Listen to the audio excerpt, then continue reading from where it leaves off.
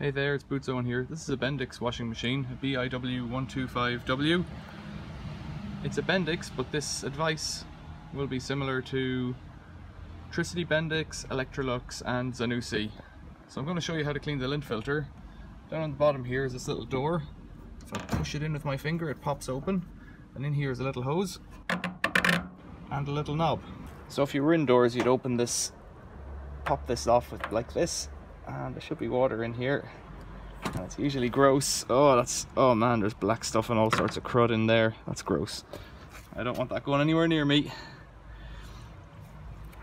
It stinks a lot too. If you were indoors, you'd drain that off into a baking tray or something that you could get down that low, a grill pan or something like that, or just onto a towel and give that towel a good wash afterwards. So I'll let that drain off. You can pop that door out. Just got the hinges, just have little pops on them there, so you'll be able to see a bit better. And here, just unscrew this door or lid or filter. Oh, there's more of that black snot, and there's a bit of stuff in here. Now, I've never seen one. This has been left lying outside a while, I think. It's got some rags or something on it there, and by the looks of things, that's some money. Looks like a 2p piece or something. That may be an old pound coin. Another coin, and a button, and more of that black slime, and a rubber band. That wouldn't stop it working.